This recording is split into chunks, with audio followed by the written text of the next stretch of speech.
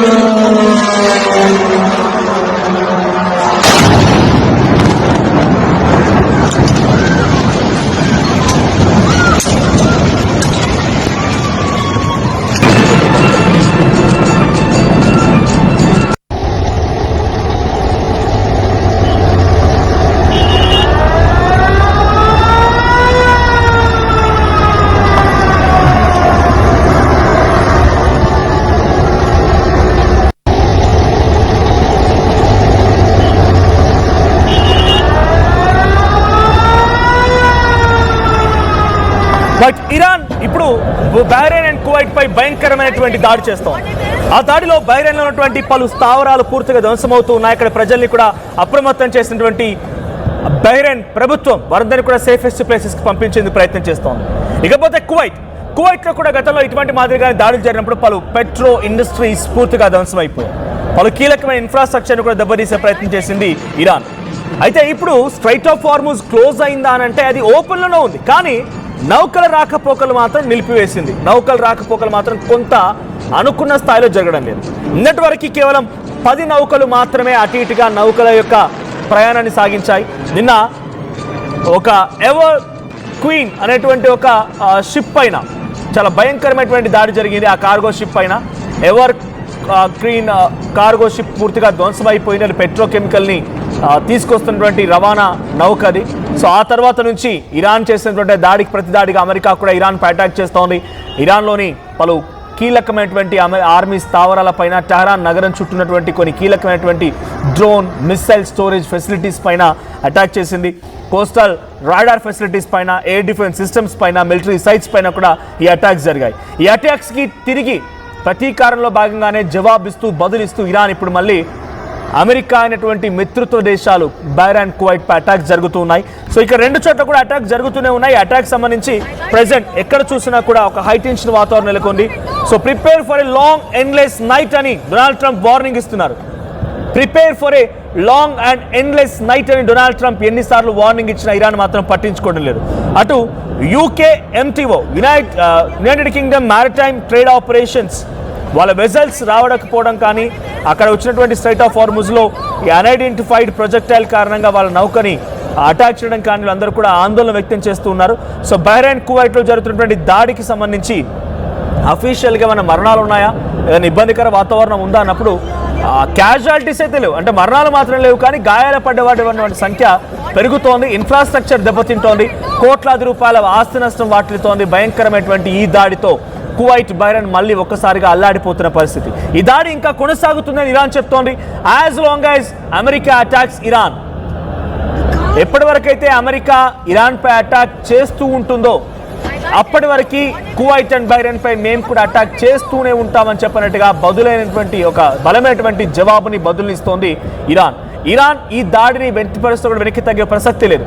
మీకు కనుక గుర్తుండుంటే అమెరికా మొదటిసారిగా ఫిబ్రవరి 27వ తేదీన అలీ ఖమేనీ అంతమందించిన రోజున బహుశా వాళ్ళు ఊహించినటువంటి ఒక మాట ఏంటంటే, ఆ మొదటి రోజున మేము అటాక్ చేస్తాం, రెండో రోజున వాళ్ళు సైలెంట్ అయిపోతారు, వాళ్ళ లీడరే పూర్తిగా దెబ్బతిన్న తర్వాత వాళ్ళు ఏం యుద్ధం చేయగలుగుతారన్నట్టుగా భావించింది అమెరికా. కానీ ఈ యుద్ధాన్ని సుమారుగా 3 నెలల పాటుగా తీసుకురాగలిగింది 3 నెలల పాటుగా తీసుకురాగలిగింది ఇరాన్. 3 నెలలు కాదు, ఇంకంతకు మించి అవుతోంది. ఇప్పుడు చర్చలు జరుగుతున్నాయి స్విట్జర్లాండ్లో. 2 దేశాలకు సంబంధించినటువంటి శాంతి ఒప్పందం, cease fire agreement, 60 days of discussions. ప్రతిరోజు అంశంపై చర్చిద్దాం, ఈ మొత్తం యుద్ధానికి ఒక శాశ్వత పరిష్కార మార్గాన్ని, ఒక పూర్తిస్థాయి శాంతి వాతావరణాన్ని నెలకొల్పుదామని చెప్పి అమెరికా ఇరాన్ ఇద్దరు కూడా నిర్ణయించి స్విట్జర్లాండ్ వేదికగా ఇప్పుడు 2 దేశాలు కూడా చర్చలకు కూర్చుంటున్నాయి. జేడి వ్యాన్స్ అటెండ్ అయ్యారు, ఇటు అర్గాచి అటెండ్ అయ్యారు, ఇరాన్ నుంచి ఫారెన్ మినిస్టర్గా పెజెస్కిన్ అటెండ్ అవుతూ ఉన్నారు. మధ్యవర్తిగా ఉన్నటువంటి కువైట్ నుంచి కానీ, మధ్యవర్తిగా ఉన్నటువంటి కువైట్ అండ్ అటు పాకిస్తాన్ ప్రధాని షెహబాజ్ షరీఫ్ అండ్ ఆసిమ్ మునీర్లు కూడా అటెండ్ అయ్యారు. ఈ డిస్కషన్ జరుగుతున్న తరంలో అటాక్స్ జరుగుతూనే ఉన్నాయి. నిన్న మరి ఆ అటాక్ ఎందుకు జరిగింది, ఇరాన్ చెప్తున్న మాట ఏంటి, ఐఆర్జీఎస్ చెప్తున్న మాట ఏంటి, ఎందుకు ఆ నౌకపై అటాక్ చేయాల్సి వచ్చిందన్నప్పుడు స్ట్రైట్ ఆఫ్ హార్మూజ్ని మేము వదిలేసాం, ఫ్రీగా వెళ్తూ ఉన్నాయి. కానీ మా రాడార్ సిస్టమ్కి తప్పించుకొని తప్పుదో పట్టించే విధంగా నావిగేషన్ని ఆఫ్ చేసుకొని వెళ్తున్నటువంటి ఒక నౌకపై మేము అటాక్ చేసాం. కారణం అది రాడార్ సిస్టమ్ నుంచి ఆఫ్ చేసుకొని వెళ్ళే విధంగా నావిగేషన్ ఆఫ్ చేసుకుంది అనుకున్నప్పుడు సో దాని నుంచి మాకు ఏదైనా ప్రమాదం ఉంటుందా అనే అనుమానం మాకు వ్యక్తమైంది కాబట్టి అటాక్ జరిగింది. సో అటాక్ నేపథ్యంలో మాకు వాళ్ళ తప్పు ఉంది కాబట్టి అటాక్ చేశాం. అది అమెరికా తమపై అటాక్గా ఎందుకు భావించాలి?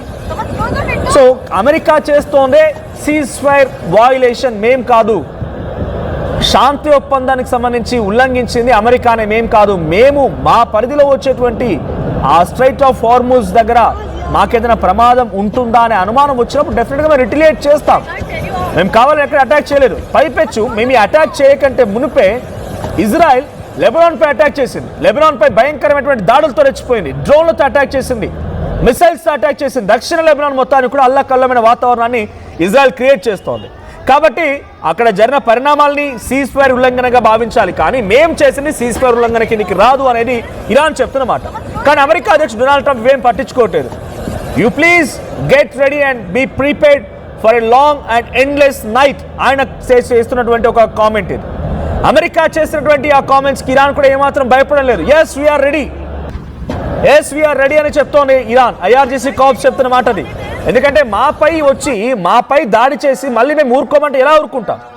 రాడార్ సిస్టమ్ పై అటాక్ జరుగుతోంది. వీళ్ళు ఇచ్చినటువంటి కండిషన్స్లో ఏదైతే 14 కండిషన్స్ని కీలకంగా తీసుకొని ఈ సీజ్ ఫైర్ అండర్స్టాండింగ్ జరిగిందో, ఆ అగ్రిమెంట్ జరిగిందో, ఆ 14 కండిషన్స్లో ప్రాక్సీ దేశాలైనటువంటి లెబనాన్ కానీ, సిరియాలు కానీ, యెమెన్స్ కానీ వీళ్ళపై అటాక్ని కూడా మాపై అటాక్గానే భావిస్తామని ఇరాన్ పెట్టిన కండిషన్. మన ఇరాన్ పెట్టిన కండిషన్ని ఇజ్రాయెల్ బ్రేక్ చేసినప్పుడు అమెరికా ఇరాన్ సీజ్ ఫైర్ ఉల్లంఘన జరిగింది అని చెప్పి ఎలా చెప్పగలుగుతుంది అనేది ఇరాన్ చెప్తున్నమాట. సో లెబనాన్పై అటాక్స్ ఉన్నాయి, అమెరికా ఇరాన్పై అటాక్స్ ఉన్నాయి. ఇవన్నీ నేపథ్యంలోనే ఇప్పుడు కువైట్ బహ్రెయిన్ పైన భయంకరమైనటువంటి మిసైళ్లతో ఇరాన్ విరుచుకుపడుతుంది. ఐఆర్జీసీ కార్ప్స్ విరుచుకుపడుతున్నారు. నిమిషానికి ఒక మిసైల్ డ్రోన్ చొప్పున కువైట్ బహ్రెయిన్ లాంటి దేశాలని అల్లకల్లోలం చేస్తుంది ఇరాన్. సో చిన్న దేశం బహ్రెయిన్ అనేది చాలా చిన్న దేశం. ఆ దేశాన్ని పూర్తిగా తమ మిసైల్ డ్రోన్లతో చుట్టుముట్టేసింది. కొంత యాంటీ డిఫెన్స్ టీమ్స్, డిఫెన్స్ టీంలు, radar systems and air defence systems అన్ని యాక్టివేట్ అయ్యాయి. వాటిని మిసైల్ అండ్ డ్రోన్లని గాల్లో పేల్చేసే ప్రయత్నం చేస్తున్నారు. బట్ అడపాతడపా ఒకటి డెఫినెట్గా ఆ దేశాలపై పడిపోతాయి, అక్కడ బ్లాస్ట్ అవుతూ ఉంటాయి. అక్కడ చాలా పెద్ద మొత్తంలో మేజర్గా చాలామందికి ఒక విభిన్నమైనటువంటి యుద్ధ వాతావరణం కనిపిస్తూనే ఉంది. సో మరణాల సంఖ్య లేదు, కానీ భయంకరమైనటువంటి క్యాజువాలిటీస్ మాత్రం నమోదవుతూ ఉన్నాయి. చాలామంది గాయాలపాలే ఆసుపత్రిలో చికిత్స పొందుతున్నారు. సో ఈ కువైట్ దేశాల్లో, ఈ బహ్రెయిన్ లాంటి దేశంలో, గల్ఫ్ కంట్రీస్లో మ్యాక్సిమం వాళ్ళందరూ కూడా ఐరన్ డోమ్ వాళ్ళు ఒకరిని ప్రత్యేకమైన బంకర్లు ఏర్పాటు చేసుకుంటారు. ఎప్పుడైనా ఏ క్షణమైన దాడి జరిగే అవకాశం ఉంది కాబట్టి ఆ బంకర్లని, సీక్రెట్ ప్లేసెస్ని ఏర్పాటు చేసుకుంటారు. ఆ యుద్ధం జరిగినప్పుడు ఈ ప్రజలందరినీ కూడా సీక్రెట్ ప్లేసెస్లకి, ఆ బంకర్లకు పంపించడానికి వీలుగా ఉంటుంది కాబట్టి. సో ఇప్పుడు బహ్రెయిన్ అనౌన్స్ చేసింది ఆల్రెడీ, మీరు అంతా సేఫ్ ప్లేసెస్కి వెళ్ళిపోండి, మీ ప్రాణాలని కాపాడుకోండి. ఇరాన్ అటాక్ చేస్తుందని బహ్రెయిన్ అనౌన్స్ చేసింది, కువైట్ కూడా అనౌన్స్ చేసింది. కువైట్లోని ఓ పెట్రోకెమికల్ ఇండస్ట్రీ పైన దాడి జరిగింది. ఆ దాడికి సంబంధించిన సంఘటన పెద్ద ఎత్తున కువైట్ దేశాన్ని ఇప్పుడు చాలా తీవ్రంగా ఆస్తి నష్టాన్ని వాటిలో విధంగా చేస్తున్నట్టుగా అమెరికా చెప్తోంది. సో అమెరికా మిత్రపక్షమైనటువంటి ఈ దేశాలపై అటాక్ చేయడాన్ని చాలా సీరియస్గా తీసుకున్నారు ట్రంప్. మరి ట్రంప్ ఎలా రిటిలియేట్ అవుతారు, ఇరాన్ దాడిని ఎలా తిప్పికొడతారు, ఇరాన్ ఇంకా ఎంతలా ఈ దాడి డోసేజ్ని పెంచబోతుందో చూడాలి.